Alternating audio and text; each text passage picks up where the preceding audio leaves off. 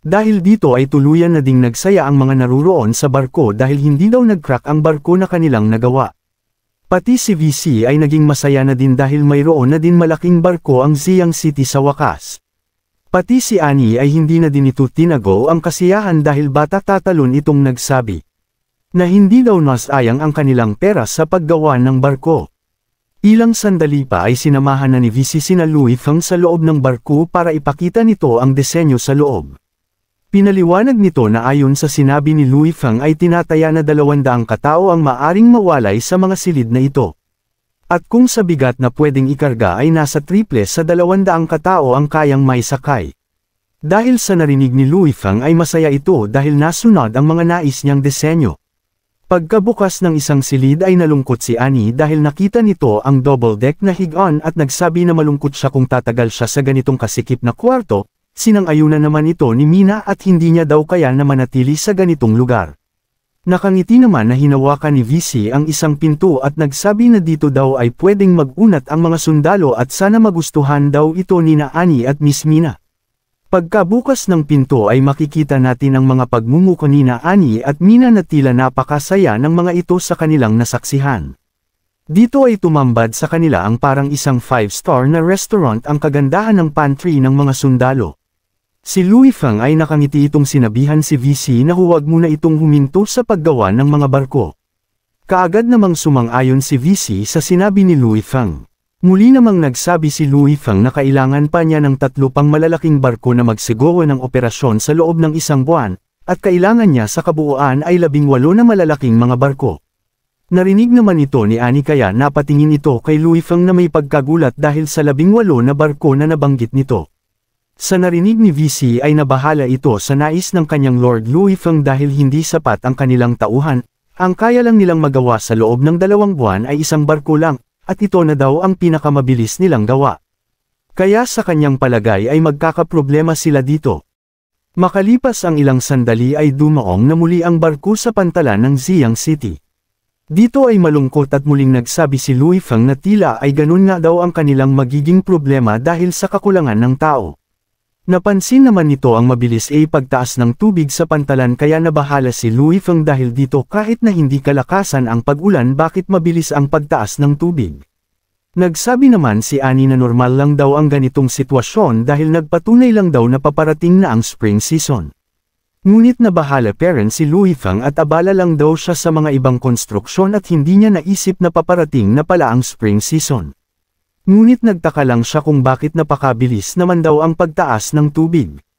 Kaya kailangan nila itong paghandaan at kailangan nilang mag-ingat. Ilang sandali pa ay tinawag ni Louis Feng si Boy Kulot na kaagad din naman itong lumingon at mabilis nang nagtungo kay Louis Feng at nagtanong kung ano daw nais nito. Nagtanong naman si Louis Feng kay Boy Kulot kung may alam ba itong lugar na malapit sa lungsod ng Ziyang City na mabilis bawain sa mga nakaraang taon. Nag-isip naman si Boy Kulot dahil ang pagkakaalam niya ay hindi pa kailanman binahanag lungsod ng Ziyang City maliban na lang sa lungsod ng Greystone. At nabalitaan niya noon na maraming mga tao sa lungsod ng Greystone City ang namatay dahil sa baha na kanilang naranasan.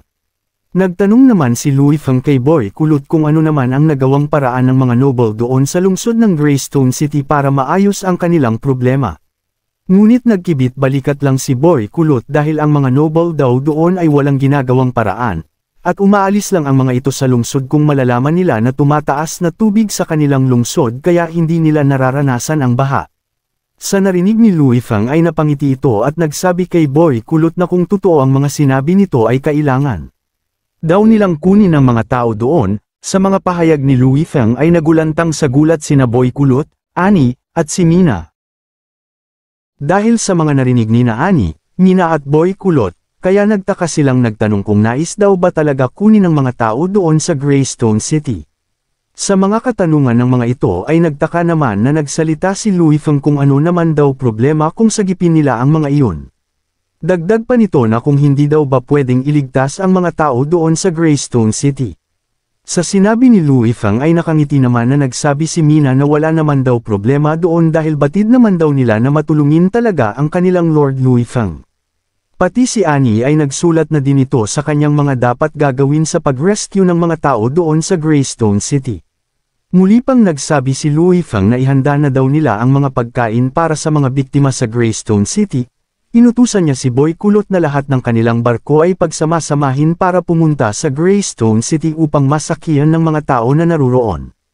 Kaagad naman sinang-ayunan ito ni Boy Kulot, ngunit si Annie ay nag-aalala na nagsabi kay Louis Fang na narinig nito ang usapan nila ni VC kanina patungkol sa paggawa ng mga barko. Dagdag pa nito na malaking halaga ang paggawa ng barko, kaya kung kukunin pa nila ang mga tao doon sa Greystone City ay tiyak niya nakakapusan sila ng pera. Bukod pa dyan ay sina Mr. Solo at si Darlene ay wala pa silang balita patungkol sa kanilang mga goods na ibinebenta. Nakangiti naman na nagsalita si Louis Fang kay Annie na huwag itong mag-alala kina Darlene at Mr. Solo dahil malaki ang kanyang tiwala sa mga iyon, at kung hindi pa siya makakuha ng mga impormasyon ay magpapadala na siya ng tao para mag-imbestiga. Nababahala naman na sumang-ayon si Annie sa pahayag ng kanyang Master Louis Fang. Samantala ang kwento ay napupunta kay Darlene na nasa barko na patuloy pa rin ang pag-iisip ng malalim patungkol sa kanyang kaibigan na si Catherine. Naalala nito ang kanyang pangako sa kanyang kaibigan na hihingi siya ng tulong kay Louis Fang para hindi nito mapang-asawa ang mga baliw na prinsipe na iyon. Ngunit bigla na din itong nalungkot dahil paano daw kaya nito maipapaliwanag kay Louis Fang ang sitwasyon dahil napakahirap maipaliwanag ito. Maya-maya pa ay may isang lalaki ang lumapit kay Darlene, at nagpahayag ito na patuloy pa rin daw ang pagsunod sa kanila ng mga barko na nasa kanilang likuran. Biglang sumimangot naman si Darlene dahil ang mga sumusunod daw sa kanila ay ang mga pating na matatakaw, dahil ito sa kanilang mga paninda na pabango at iba pang mga paninda na naging kilala sa capital city kaya nakuha ang mga atensyon nila. Muli pa itong nagsabi na huwag na lang daw nila itong pansinin. Naging galit naman ang lalaki dahil isang grupo daw pala ang mga iyon na puro mga hangal. Muli namang nagsalita si Darlene na hindi siya natatakot sa mga normal na mga merchant, pero kung ang mga kawal ng prinsipe ay tiyak na balak nila tayong patayin ng mga hangal na ito. Samantala napunta naman ang eksena sa dalawang tungaw na sumusunod kina Darlene, nagpahayag ang isa na bumaba ang kanilang titulo dahil sa nabuhay pa ang Miss Catherine na iyon at nakapagsumbong pa ito sa kanyang tatay. Ang isang tungaw naman ay naging seryoso dahil ilang araw na lang daw ang maliligayang araw ni Miss Catherine, sapagkat ang sabi sa kanila ng ika-4 na prinsipe ay makukuha nila ang kahit na sinong babae kung madadala nila ang formula ng pabango sa kanya. Muli namang nagsalita ang isang tungaw na ang formula ng pabango ang mahalaga sa ngayon, kaya tinanong niya ang kanyang kasamahan kung may naiisip daw ba itong ibang paraan. Sumagot naman ang tungaw na wala pa daw, dahil ang Castelia ng Ziyang City ay mahihirapan sila na pasunurin ito. Pati ang mga tauhan ng una at ikalawang prinsipe ay mahihirapan din siya na pasunurin. Habang pinagmamasdan ng mga ibang barko ay nagsabi ang tungaw na kung suhulan na lang daw nila ang mga ito ng alak para sumunod sa kanilang plano na makuha ang formula ng pabango. Bigla pa itong ngumiti dahil ang patungkol naman daw sa hukbo ng Ziyang City ay baliwala lang ito sa inihahanda ni Lord Puli na hukbo na may 1,000 ang bilang.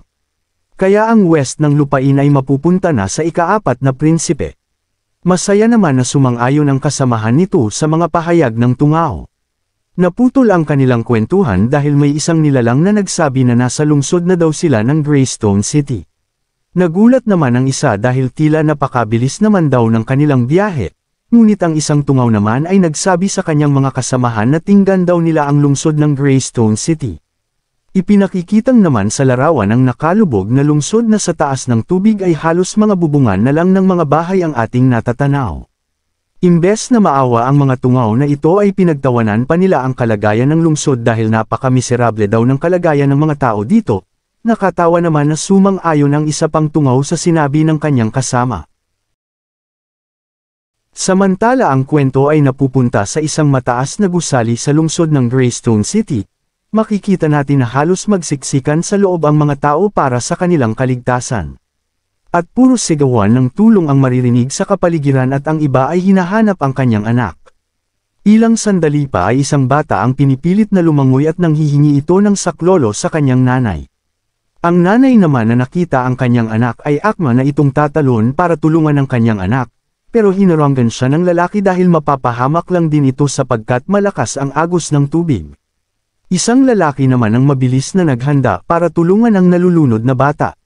Mabilis na din itong tumalon at kaagad nitong nahawakan ng bata upang pakalmihan ito. Ngunit biglang lumakas ang alon dahilan para matangay ang mga ito sa kalagitnaan ng dagat. Subalit sa kabutihang palad ay may isang bagay ang hamarang para hindi tuluyang magos ang dalawa. Ito pala ang barko ni na Darlene at kaagad nitong hinagis ang lubad para umakyat ang dalawang tao sa kanilang barko. Mabilis naman nakaakyat ang dalawa sa itaas, dahil dito ay nagpasalamat ang lalaki kay Darlene sa pagligtas nito sa kanilang buhay. Nagpakilala din ito na siya daw si Taki na isang knight sa lungsod ng Greystone City. Nakangiti naman na nagpakilala si Darlene at maliit na bagay lang daw ang naitulong niya sa kanila. Ilang sandali pa ay malungkot naman na nagtanong si Darlene kay Taki kung nasaan daw ang kastelyan nito. Bakit daw wala itong ginagawa para iligtas ang kanyang mga tao? Biglang nagbuntong hininga si Taki at nagsabi na umalis daw ang kanilang kastelyan kasama ang kanyang pamilya at pera. Nagpaiwan daw siya dito dahil ayaw niya iwanan ang mga tao, pero hindi niya akalain na sa taong ito ay naging bayolente ang baha dito sa kanilang lungsod. Sa narinig ni Darlene ay nagpresenta ito na pasakayin daw nito ang mga tao sa kanyang barko at ihahatid niya ito sa ligtas na lugar. Ilang sandali lang ay nagutos si Darlene sa kanyang tauhan na dumaong daw sila sa lungsod at pasakayin nila ang mga tao sa kanilang barko, na agad namang sinang-ayunan ng kanyang tauhan. Bigla namang lumingon si Taki at nagbabala kay Darlene na maliit daw ang barko na ito para sa bilang ng mga tao na sasakay, kaya sa kanyang palagay ay magiging mapanganib ang gawin ito. Nakita naman nito ang iba pang barko, at nagtanong kay Darlene kung sa kanya din daw ba ang mga barko na iyon. Tumanggi naman si Darlene dahil mga nobles ang mga ito na sumunod lang daw sa kanila na may iba't ibang kadahilanan. Nalungkot naman si Taki nang marinig ang salitang noble, ngunit biglang tumayo ito at pinasan ang bareles at hihiramin daw muna niya ito. Nagtanong naman si Darlene kung ano daw ang balak nitong gawin. Habang tumalon ito sa barko ay maangas itong nagsabi na pupuntahan niya daw ang ibang barko para humingi ng tulong.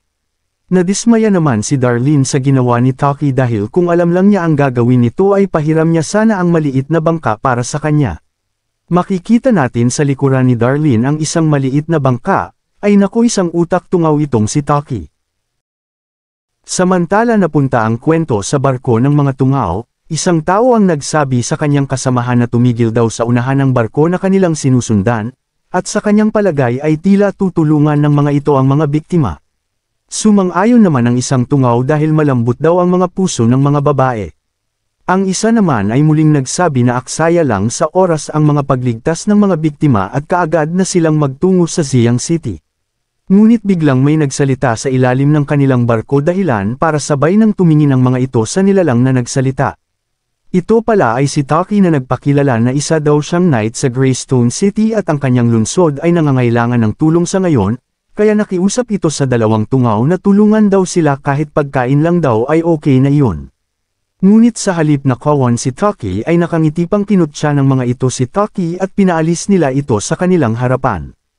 Nagsabi pa ang isa na kung nais daw nito ng pagkain ay bilhin daw nito ang harina ng isang silver coin kada gin. Dahil sa mga narinig ni Taki ay nagalit ito at nagmura sa kanyang isipan dahil halos karamihan ng mga noble at mga masasama, wala na daw bang mga noble na mababait dito sa mundo. Nakita naman ng mga tao ang pagmakaawa ni Taki para sa kanila at pinabalik nila ito dahil hindi daw lahat ng noble ay katulad ni Miss Darlene, kaya bumalik na lang daw ito dahil mapanganib. Makikita natin ang isang malaking barko sa likuran ng barko ng mga tungaw. Nakita naman ito ni Taki kaya labis itong namangha dahil sa napakalaki daw ng barko na kanyang nakikita. Dito ay may kulay asul na malaking barko ang palapit sa kabila at may mga iba pang maliit na barko kasunod nito. Napatingin naman si Darlene sa paparating na barko, nakita naman ni Darlene ang pangalan na nasa layag ng barko. Kaya nakilala nito na pagmay-ari ito ng Siang City at namangha siya dahil nakagawa nga talaga ang kastelya ng barko na may haba ng 50 na metro.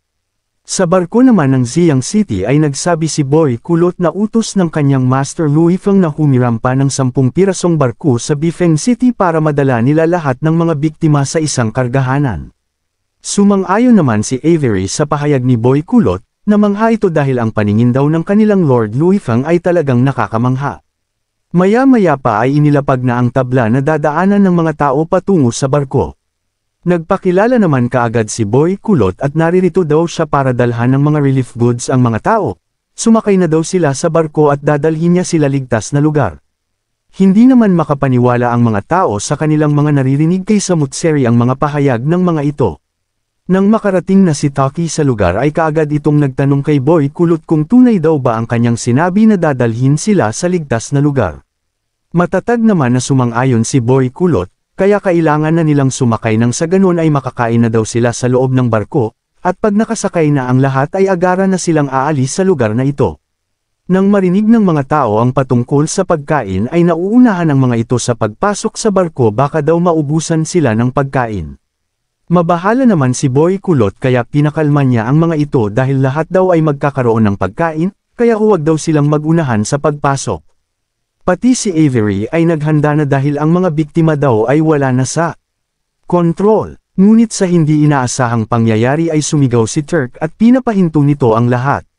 Muli pa itong sumigaw at inutusan ang lahat na pumila at isa-isang pumasok dahil lahat sila ay makakapasok sa mga barko, na mabilis namang takot na sumang-ayon ang mga residente ng Greystone City. Sumigaw pa itong muli na paunahin daw nila ang mga matatanda, mga babae at mga bata. Kaagad namang sumang-ayon muli ang mga tao sa nag-utos ni Turk. Ngunit si Boy Kulot ay napansin nito na tila kilala daw itong taong ito ng lahat ng mga tao at sumunod sa tinatawag nilang Night Turk, kaya kung makausap niya ang kanyang Master Louis Fang ay irekomende niya ito. Hindi naman nagtagal at lumipas na ang mga oras at sa wakas ay nakabalik na ang mga barko sa pantalan ng Ziyang City. Bago bumaba ang mga tao ay muling sinabihan ni Boy Kulot ang mga biktima na huwag silang mag-alala sa pagkain at tirahan dahil ang kanilang kastelya na ang bahala dito, pero may kondisyon dapat kailangan nilang magtrabaho para sila makakain. At kung hamupa na ang baha sa kanilang lungsod ay hindi sila pipigilan kung nais nilang bumalik doon, pero daw ngayon na naririto sila sa Ziyang City ay dapat sumunod sila sa mga batas dito. Dagdag pa nito na kailangan nila ang magandang disiplina at sana ay huwag silang gumawa ng mga kaguluhan sa lungsod ng Ziyang City, dahil hindi mag-atubili na parusahan sila sa kanilang mga nagawang kasalanan. Masaya naman ang mga tao sa kanilang mga narinig, kaya pati si Turk ay nagsabi na hindi sila gagawa ng kaguluhan dito. Ang ibang tao naman ay pinuri nila ang ating bida dahil mabait daw ito. Sa mga narinig ni Boy Kulot ay ngumiti ito dahil nagkakaintindihan na daw sila. Kasabay nito ay binaba na ang tablang daan para makababa na ang lahat. At muling mahinahon na nagsabi si Boy Kulot sa mga tao na welcome daw dito sa lungsod ng Ziyang City. Samantala dumating na din ang mga tungaw at nanginginig ang mga katawan nito sa sobrang pagod. Nagsabi ang isa na malaking oras ang kanilang nasayang sa pagliligtas sa mga biktima na iyon, na talagang nakakainis daw ang ganoong gawain. Muli pa itong nagsabi na kailangan nilang makipagkita sa Louis Fang na iyon mamayang gabi para kunin ang formula ng pabango na kanyang negosyo, agad naman na sumang-ayon ang kasama nito. Ngunit napatingin sila dahil may isa pang tungaw ang nagsabi na naririto daw siya sa ngalan ng unang prinsipe. Ipinakikilala dito ang isang pangit na tungaw na taga-sunod ng unang prinsipe na si Viscount Smith. Isa pang tungaw ang muling nagsalita na ito daw pala ang Ziyang City na talagang may mga abilidad ang mga nakatira dito. Ang tungaw na may biguti ay si Viscount King To na tagasunod naman ng pangalawang prinsipe. Dahil sa mga presensya ng mga ito ay sabay-sabay nang nagkatinginan sila sa isa't isa na tila may galit ang mga ito sa bawat isa sa kanila. Kaya dahil dito ay sabay-sabay na ding tumalikod sa isa't isa ang mga tungaw na tila hindi sila magkakakilala. Ang eksena ay napupunta sa kastilyo ng Ziyang City, sa loob nito ay nag-report si Boy Kulot sa kanyang misyon. Sinabi nito kay Louis Fang na nasa 9,312 na mga biktima ang kanilang naligtas. Dagdag pa nito na lahat na ang mga ito ay may mga tirahan na inihanda ni Miss Annie. Di Louis Fang naman ay sinabihan si Boy Kulot na kailangan nilang pagtuunan ang pamamahagi ng pagkain para maiwasan ang riot ng mga tao. At kung may mga tao naman na may special skill ay sabihin ito kay Barvo para maitala sa record nila, na mabilis din naman na sumang-ayon si Boy Kulot. Pagkalabas ni Boy Kulot ay saktong dumating naman sa Darlene sa silid ng ating bida. Kaagad itong yumuko at humingi ng tawad dahil sa pagiging matagal ng kanyang pagbabalik. Sa mga ikan-ikilos ni Darlene ay nakangiti lang si Louis Fang ay pinagsabihan niya ito na huwag na ito manghingi ng tawad. Nagpapasalamat siya dahil tumulong ito na mailigtas ang mga tao sa Greystone City, kaya sana ay huwag siya nitong singilin sa mga nagawa nito para sa mga tao doon. Nagulat naman si Darlene sa pahayag ng ating bida at nahihiya itong nagsabi na hindi niya daw ito sisingilin.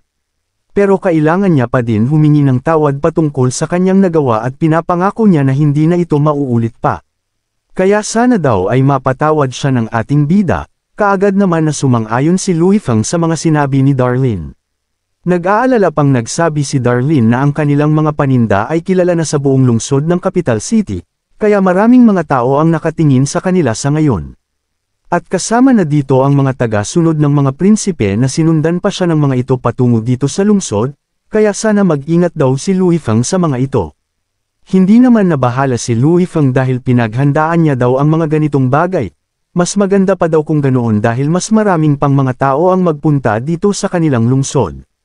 Malungkot naman na nag-isip si Darlene dahil si Louis Feng daw ay napaka-busy sa negosyo, kaya ang tumanggi ito sa tulong patungkol kay Catherine ay sino pa kaya ang tao na pwedeng tumulong sa kanila. Ngunit biglang naputol ang pag-iisip nito dahil nagsabi si Louis Feng na mayroon daw siyang hihingin na pabor kay Darlene. Nagulat naman si Darlene dahil tila nawala siya sa kanyang kaisipan. Kaya hindi nito napansin ang hiningi na pabor ni Louis Feng dahil kaagad itong nagsabi na kailangan daw niya makausap ng masinsinan ang kanyang Lord Louis Feng. Agad na nitong pinaliwanag ang patungkol sa hari, at ang tatay ni Catherine ay nagplano na ipakasal sa alinman sa mga hangal na prinsipe. Kaya humihingi siya ng tulong para sana makuha si Catherine sa Capital City at maiwasan ang pagpakasal nito sa mga ipokrito na mga prinsipe. Dagdag pa nito na wala siyang sapat na gold coins para maibayad bilang pabuya, kaya tanging pakiusap lang na sana maialis si Catherine sa Capital City upang maging masaya ito sa kanyang buhay.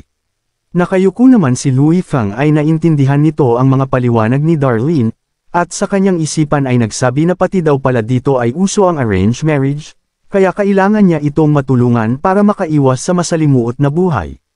Ilang sandali pa ay nakangiting nagsabi si Louis Feng kay Darlene na gagawa siya ng paraan para mailabas si Catherine sa lungsod, at ang patungkol sa pabuya ay kunin na lang ito ni Darlene dahil karapat-dapat ito para sa kanya. Masaya naman na nagpasalamat si Darlene at sa ngalan daw ng kanyang kaibigan na si Catherine ay nagpapasalamat din ito sa kabutihan mo. Ngunit biglang naputol ang kanilang pag-uusap dahil binuksan ni Annie ang pinto at nag-aalala na nagsabi na may 4 daw na mga sugon ng mga prinsipe ang naghihintay sa labas para kausapin ka. Sa narinig ni Louis Feng ay masaya itong nagsabi na tila napaaga daw ang pagdating ng mga tungaw na ito sa kanya. Samantala ang istorya ay napunta sa reception hall ng kastilyo, makikita natin ang 4 na tungaw na naghihintay kay Louis Feng. Dahil matagal bago lumabas si Louis Feng ay tila nenas na itong isang tungaw dahil wala man lang daw lumalabas para batiin sila bilang mga sugo ng mga prinsipe. Ngunit binara naman ni Boy Balbas ang sinabi ng tungaw dahil ang gumagawa lang daw sa ganong bagay ay katangahan. Nagalit naman ang tungaw sa sinabi nito at labas ang mga ugat nito sa ulo sa sobrang inis. Pati ang 2 tungaw ay bahagyang natawa dahil sa sinabi ni Boy Balbas. Ilang sandali pa ay dumating na si Louis Feng at kaagad naman pinakilala ito ni Nicole, nakangiti naman na binati ni Louis Feng ang mga tungaw. Ngunit imbis na bumati pabalik ay mayabang nagsalita ang tungaw na unang pagkakataon daw sa kanyang buhay ang pagpaghintayin ng mga sugo ng prinsipe. Kaya nadismaya siya ng lubos dahil sa ganitong klaseng tao. Hindi naman pinansin ni Louis Feng ang kabastusan ng tungaw at kaagad lang itong umupo sa upuan. At kasabay nito ay nagsabi si Louis Feng na ang mga tao daw dito sa lungsod ng Ziyang City ay puro abala, kaya wala siyang oras para unahin ang mga hindi importanteng mga bagay. Lalong nenes ang tungaw dahil tila hindi daw sila mga importante sa taong ito.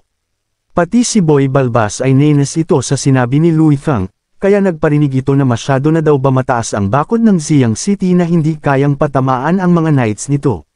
Subalit ngumiti lang ng kakaiba si Louis Feng ay nagsabi na huwag daw silang mag-aalala dahil lahat ng sundalo sa Ziyang City ay mga aktibo. Dagdag pa nito na kahit maliit na daga ay walang naglalakas ng loob para guluhin sila. Muli pa itong nagsabi na dapat sa Zuishao Building sila nagpunta para pag-usapan ang mga ganitong bagay, dahil ang reception hall ay napag-usapan ang patungkol lang sa mga negosyo. Ngunit sa sinabi ni Louis Feng ay tumayo ang pangit na tungaw at nagmayabang na nagsabi na, Naririto daw siya sa ngalan ng unang prinsipe, at pinangako daw ng kanyang amo kung ibibigay daw sa kanila ang formula sa paggawa ng pabango ay bibigyan daw ng katungkulan ang Castilian upang maging Viscount. Ngunit kaagad din naman hamarang ang isang may biguti na ang pangalawang prinsipe ang mauupo sa trono ay kapalit ng formula ay hahandugan ang Castilian ng titulo na Count kaagad na posisyon. Hindi naman nagpatalo ang dalawa dahil ang offer ng ika-4 na prinsipe kapalit ng formula ay gagawin kaagad Marquis ang Castilian. Sa mga narinig ni Louis Fang ay tila bahagya itong napangiti, kaya nagalit si Boy Balbas kung bakit daw ito tumatawa. Sa tanong ng tungaw ay masaya na nagsabi si Louis Fang na parang mga tulog pa daw ang mga ito, bumalik na daw muna sila sa kanilang bahay para makapagpahinga ng maayos. Lalo pang nagalit si Boy Balbas sa ating bida dahil pinagmumuko daw nito na nananaginip lang sila ganun ba. Ang isang tungaw naman ay muling nagsalita kay Louis Fang kung hindi daw ba nagustuhan nito ang mga kondisyon. Hayaan na daw muna na ibigay sa kanila ang formula para nang sa ganun ay mapag-usapan nila ang mga nais nitong kondisyon. Tumayo naman ang isa at nagsabi na kung nais din daw ni Louis Fang ay magbigay ito ng presyo sa kanila at kanila itong bibilhin. Kinaikit naman ni Louis Fang ang kanyang mga mata at nagsabi na, dahil sa kanilang sinseridad ay gagawin nito ang kanilang mga nais. Sa narinig ng mga tungaw ay makikita ang kanilang mga pagmumukha na halatang excited ang mga ito sa sasabihin ni Louis Fang. Agad naman tinaas ni Louis Fang ang kanyang tatlong daliri nito, nakangiti itong nagsabi na ibebenta niya ang formula sa halagang 300,000 na gold coins. Dahil sa mga narinig ng mga tungaw ay parang tinamaan ng malalaking kidlat ng katotohanan at nanigas na sila na parang bato dahil sa laki ng presyo na hinihingi ng ating bida. Kaya sumigaw ang isang tungaw kung ano daw ba nasa isipan ni Louis Fang dahil 300,000 ang nais nito. Nakangiti lang naman si Louis Fang at muling nagsabi na ibebenta niya ang formula ng pabango sa 300,000 na gold coins. Si Boy Balbas ay nagalit din dahil halata na ayaw daw ibenta ni Louis Fang ang formula, tama daw ba? At may nais itong nakawin ang kanilang mga kayamanan. Si Louis Fang naman ay muling naging seryoso at pinagpayahan na niya na ito na ang presyo ng formula, kaya kung nais nilang magbid sa presyo ay kaagad na itong bumalik sa kanya. Dagdag pa nito na ipaalam din nila ito sa iba ang kanyang sinabi na presyo nang sa ganun ay malaman ng mga tao ang tunay nitong presyo. Kasabay nito ay tumayo na ito at nakatikom ang kanyang kamao na halatang naiinis siya sa kanyang mga kausap. Muli pa itong tumingin si Louis Fang at sinabihan ang mga tungaw na bumalik ito sa kanilang mga master at sabihin ang presyo. At siya ay isang Castilian at isang negosyante kaya ayaw niyang ibaba ang presyo.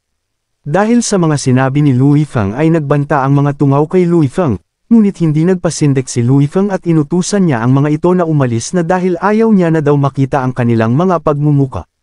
Nagpahabol naman ang isang tungaw na makukuha na ng ika-4 na prinsipe ang kanlurang bahagi ng kingdom kay maghanda na so ito sa kanyang sarili.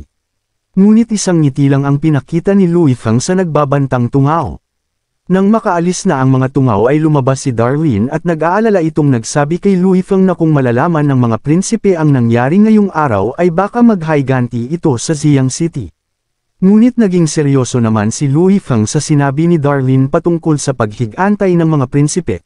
Nagsabi ito na kahit sabay-sabay pa daw magpunta dito ang mga prinsipe ay tinitiyak niya na kaya niya itong harapin. Ngunit biglang lumingon si Louis Fang kay Darlene at nakangiti na ngayon daw ay oras naman nito na siya ay kanyang tuluyan. Natigilan naman si Darlene at hindi nakapagsalita sa narinig nito sa kanyang Lord Louis Fang.